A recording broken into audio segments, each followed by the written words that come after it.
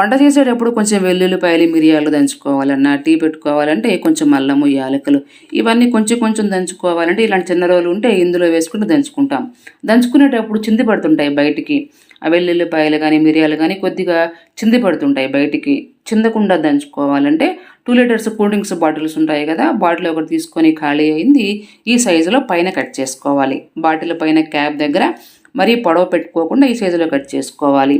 Cut చేసిన తర్వాత దీన్ని రోలు పైన పెట్టేసి చిందకుండా మీరు ఏవైనా సరే దంచుకోవచ్చు. పట్టుకోవటానికి కూడా వీలు బాగుంటుంది. మనం కరెక్ట్ సైజులో కట్ చేసుకుంటే పైన పట్టుకోవటానికి కూడా వీలు బాగుంటుంది.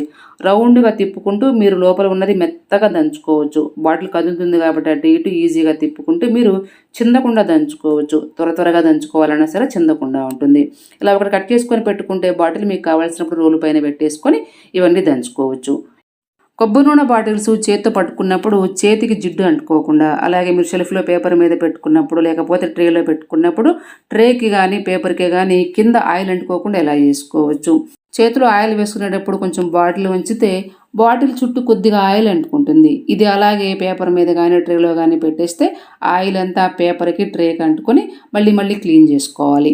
ఈ ఇబ్బంది లేకుండా ఆయిల్ కొంచెం కూడా ట్రే మీద పేపర్ మీద అంటుకోకుండా ఉండాలంటే ఇలాంటి ఖాళీ బాక్సులు ఉంటాయి కదా, కొన్ని మెడిసిన్స్కి వస్తుంటాయి బాక్సులు, అవి తీసుకోవచ్చు. లేకపోతే ఏవైనా సరే మనం వాడుకునే ఆయిల్ బాటిల్కి కరెక్ట్గా సరిపోయే బాక్స్ తీసుకోవాలి. బాటిల్ లోపల పెట్టుకున్న టైట్గా కదలకుండా ఉండే బాక్స్ తీసుకుంటే బాగుంటుంది. బాక్స్ తీసుకొని కావాల్సిన సైజులో కట్ చేసుకోవాలి. బాటిల్ పొడవును బట్టి ఎంత పొడవు కావాలో అంత పొడవు కట్ చేసుకొని బాక్స్ లోపల బాటిల్ పెట్టేసుకొని ఇలాగే వాడుకోవచ్చు.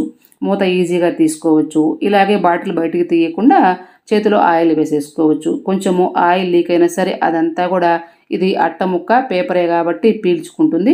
మనం షెల్ఫ్లో పెట్టుకున్న పేపర్ మీద ట్రేలో పెట్టుకున్నా సరే కింద ఆయిల్ అంటుకోకుండా నీట్గా ఉంటుంది. ఎక్కువసార్లు శుభ్రం చేసుకునే పని లేకుండా అప్పుడప్పుడు క్లీన్ చేసుకోవచ్చు.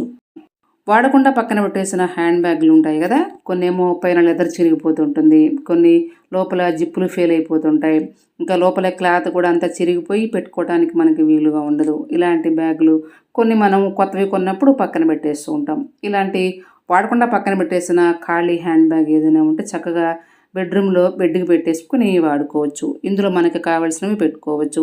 ఇలా బెడ్ కింద వైపు ఒక హ్యాండిల్ని పెట్టేసుకుంటే టైట్గానే ఉంటుంది. మనకి పైన బెడ్ బరువు ఉంటుంది కాబట్టి ఇది కదలకుండా టైట్గా ఉంటుంది. ఇందులో మనకు కావాల్సినవి నైట్ పడుకునేటప్పుడు కొంతమంది ఫోన్ చూస్తూ ఉంటారు, కొంతమంది బుక్ చదువుకుంటూ ఉంటారు, కొంతమంది ట్యాబ్లెట్స్ వేసుకుంటూ ఉంటారు ఏవో ఒకటి. ఇవన్నీ కూడా బెడ్ మీద అక్కడ ఇక్కడ పెట్టుకోకుండా బెడ్ మీద అడ్డం లేకుండా మనకి కావాల్సినవి చేతికి అందుబాటులో పడుకున్నప్పుడు కూడా తీసుకుని ఈజీగా పెట్టుకోవడానికి ఇవన్నీ కూడా ఇందులో పెట్టుకోవచ్చు. ఇంకా AC remote, TV remote, ear phones, ఫోన్లు, వాటర్ బాటిల్, ఏదైనా సరే పెన్ను, బుక్కు ఇవన్నీ కూడా ఇందులో పెట్టేసుకోవచ్చు. మనకి బెడ్ మీద లేకుండా నీట్గా ఉంటుంది. ఇవన్నీ పెట్టుకోవడానికి బెడ్ పక్కన మనకి చిన్న టీపాయ్ వేసుకునే ప్లేస్ ఉంటే టీపాయ్ వేసుకొని దీని మీద పెట్టేసుకోవచ్చు. అందరికీ పెద్ద పెద్ద బెడ్రూమ్లు ఉండవు, ప్లేస్ కూడా తక్కువగా ఉంటుంది. మంచం వేసుకున్నప్పుడు సైడ్స్ ఒకవైపు కప్బోర్డ్స్ ఉండొచ్చు, ఒకవైపు గోడ ఉండొచ్చు. మనకి టేబుల్ పెట్టుకోవాలన్నా అంత ఆ ప్లేస్ ఉండదు. ఇవన్నీ పెట్టుకోవాలంటే సింపుల్గా ఇలా హ్యాండ్ బ్యాగ్ పెట్టేసుకుని కావలసినవన్నీ ఇందులో పెట్టుకోవచ్చు. ఈ బెడ్రూమ్ అయితే ఒకవైపు గోడ, ఒకవైపు కప్బోర్డ్స్, ప్లేస్ తక్కువగా ఉంది. అందుకే నేను ఇలా హ్యాండ్ బ్యాగ్ పెట్టుకున్నాను. ఒక కార్నర్లో పెట్టుకుంటే బాగుంటుంది, మరి ఎదురుగా లేకుండా. ఇలా మనం వాడకుండా పక్కన పెట్టేసిన హ్యాండ్ బ్యాగ్ ఏదైనా ఉంటే బెడ్కి పెట్టేసుకొని పడుకునే ముందు బుక్ చదివినా లేకపోతే వాటర్ బాటిల్ ఏదైనా సరే బెడ్ మీద లేకుండా అవన్నీ ఇందులో పెట్టుకోవచ్చు.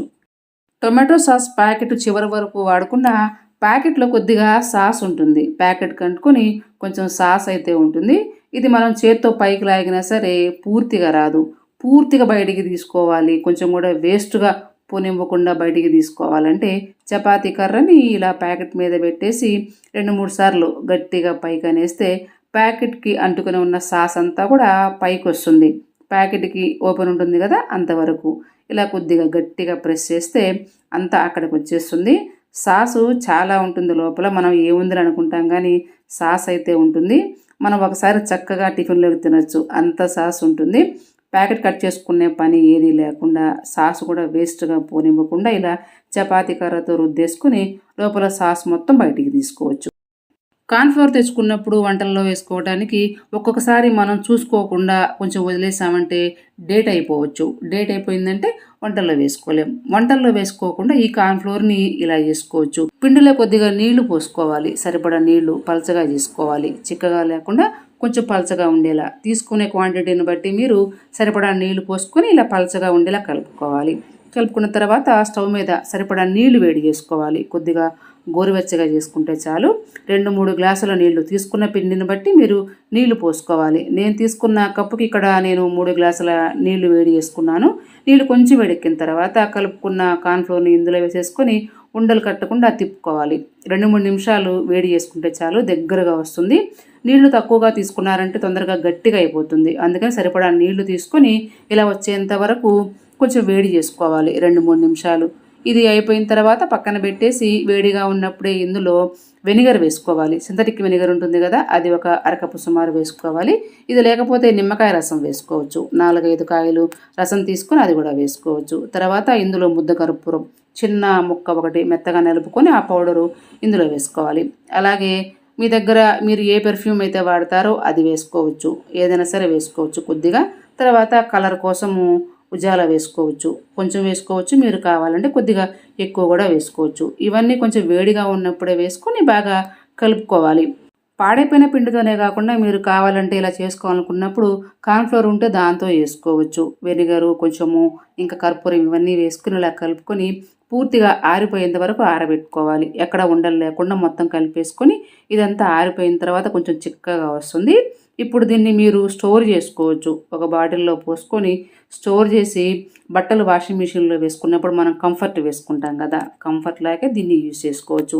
ఇందులో మనం వెనిగర్ వేసుకున్నాము, ఇంకా ముద్ద కర్పూరం వేసుకున్నాము, కొంచెము ఫ్లేవర్ కోసము సెంటు వేసుకున్నాము. మీరు కావాలంటే కొద్దిగా ఫ్లేవర్స్ కోసం ఎసెన్స్ కూడా వేసుకోవచ్చు, మంచి వాసన వస్తుంది.